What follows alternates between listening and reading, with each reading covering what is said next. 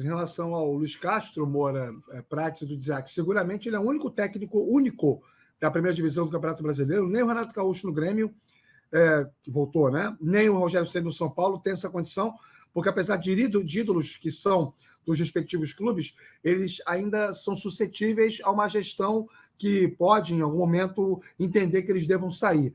O Luiz Castro é o único técnico que é manager no futebol brasileiro. Ele é parceiro do John Textor. Ele é uma espécie de auxiliar, né? Uma espécie de assistente de quem coloca a grana para montar o time. Então, o Luiz Castro ficará no Botafogo o tempo que ele quiser ficar.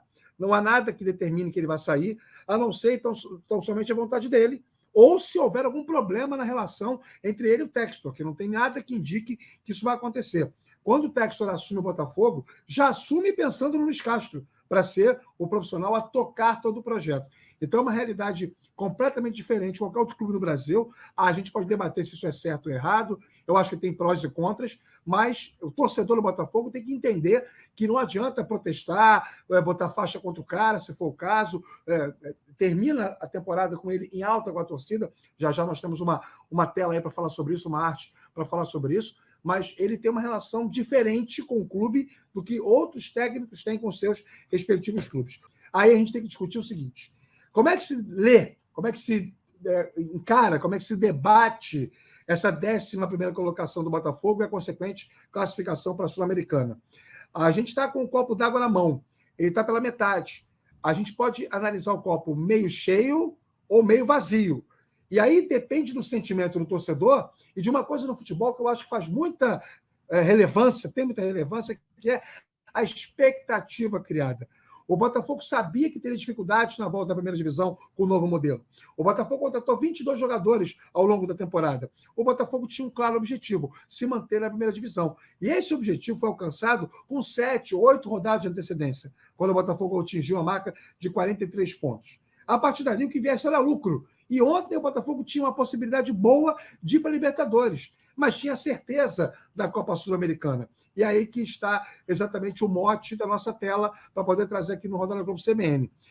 Existem 5 razões para o Botafogo lamentar a ausência na Libertadores e 5 para valorizar a presença na Copa Sul-Americana. Foi essa metrificação que a gente fez. É o terceiro pior mandante do Campeonato Brasileiro, né? Só ficou pior do que o Juventude e o Ceará em toda a competição. Um time que não ganha em casa não pode pensar em ir para uma Libertadores. Só venceu 2 dos 10 confrontos feitos contra os 5 últimos colocados, do Cuiabá para baixo. O Botafogo pegou cada um 2 vezes e só ganhou 2. Empatou 3 e perdeu 5 jogos. Média de 7 a 8 jogadores lesionados por rodada. Sabe aquela relação, aquele press kit do Botafogo? Quem está em condição de jogo. A cada rodada, no mínimo, em média, eram 7, 8 jogadores entregues ao departamento médico. Não conseguiu, nenhuma vez no campeonato, vencer 3 jogos consecutivamente. O que isso significa? Isso mexe com o estado anímico do time. Quando você vence 3 seguidas, você abre uma margem em relação aos seus concorrentes e transmite uma confiança que pode gerar uma 4ª vitória, uma 5ª vitória. O Botafogo, quando ganhava 2, tropeçava, empatava, perdia. Então, a não sequência de triunfos também ajuda a explicar a não entrada na Libertadores. E metade do time titular, que terminou o campeonato como titular, chegou na segunda quinzena de julho, ou seja, chegou no segundo lote de contratações. Estou falando sobre o Marçal, sobre o Adrielson, sobre o Eduardo, sobre o Júnior Santos e sobre o Tiquinho Soares. Então, ou seja, metade do time é muita coisa. Para você conseguir dar liga, dar entrosamento, é difícil ter a exigência para uma classificação melhor. E a metade cheia do copo fala sobre 5 razões para valorizar a presença do Botafogo na Copa Sul-Americana, né? Segundo o melhor visitante do campeonato, isso é muito importante, junto com o Fluminense, 31 pontos disputados em 19 jogos, uma ótima campanha. Isso mostra que o Botafogo fora de casa, na maioria dos jogos, teve personalidade, teve perfil para vencer. Ontem foi uma exceção. O planejamento era só evitar a queda, é importante pontuar isso, porque o torcedor vai lembrar daquilo que era dito pelos jogadores, pelo Luiz Castro, pelo Textor no início. Era só ficar na primeira divisão, e o torcedor sabia disso e comprou esse discurso desde sempre.